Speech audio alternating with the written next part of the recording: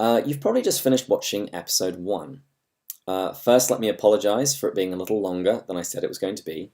I promise that in the future I'm going to try and keep all episodes under 10 minutes. And even though we overran, there were still some things that I had to leave out. So I've decided that I'm going to do top-up episodes as well. If you just want a basic introduction to Philippians, feel free just to skip this episode and any top-up episodes that you see on the channel.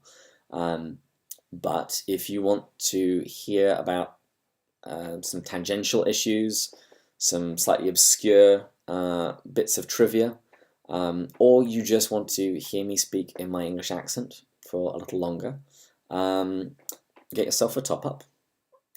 And yeah, let's talk about another issue relating to the epistle to the Philippians. You see, some scholars think that what we call the letter to the Philippians is actually multiple letters, maybe 2 or 3. There are varying versions of this theory, but they typically focus around chapter 3. And this is where the most common version of this theory is that most of chapter 3 is the original letter that Paul sent soon after Epaphroditus arrived. And then the sections of the letter around that, in chapter 1 through to the beginning of 3, and the end of 3 through to the end of the letter, are another letter that he sent back with Epaphroditus. And the reasons for saying this, they've got internal evidence and external evidence. So the external evidence comes from an epistle by St. Polycarp. So St. Polycarp, he was Bishop of Smyrna in the 2nd century, and he wrote to the Philippians himself. And in that letter, he says, when Paul was absent, he wrote letters to you. Note he uses the plural. He says Paul wrote letters. More than one letter was sent by Paul to the Philippians. Just as an aside, if you want to know more about St. Polycarp, search for him on my blog. I've got lots of material about him, including the account of his martyrdom in PDF and MP3. But anyway, the people that think Philippians is made up of multiple letters, they point to Polycarp's external evidence saying there was more than one letter sent. Now, it's possible that we just don't have them all and that some of them have been lost. But it's also possible that we do have the letters in the epistle to the Philippians. They then also point to internal evidence, and it mainly focuses around something of a rupture that appears at about chapter 3. In 2 ways. One, there seems to be an unexpected continuation.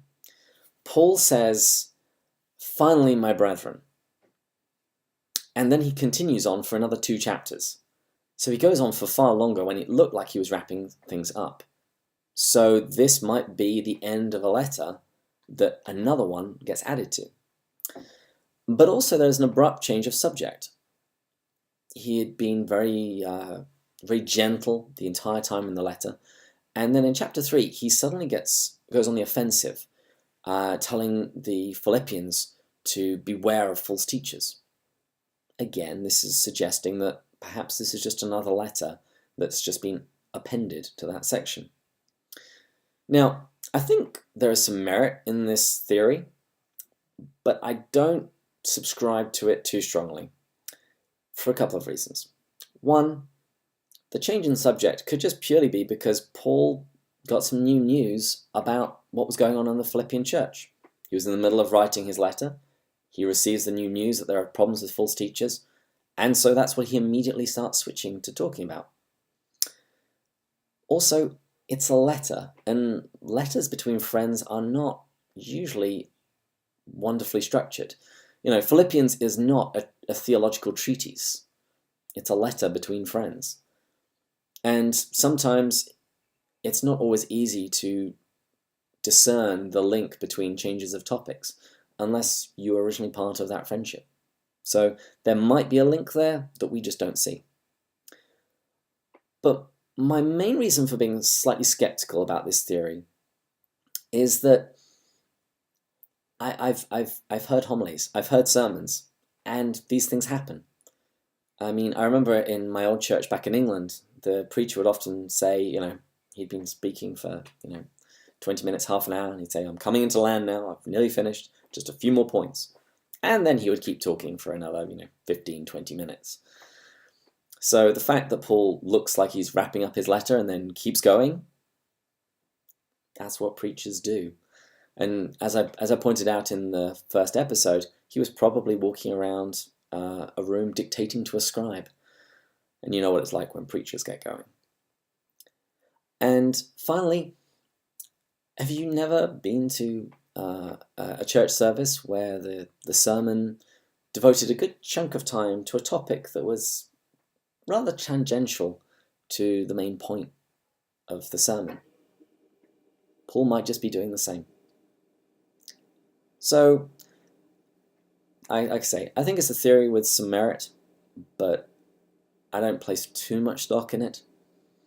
And in terms of consequences, if this is true, it means that we'll probably have multiple dates of authorship and possibly even multiple locations of authorship. But I don't think it really changes anything essential to the letter itself. So there you go. This was the top-up episode, just something cool that I just think I wanted to talk about. So, thank you for sticking by, and I will see you on Sunday.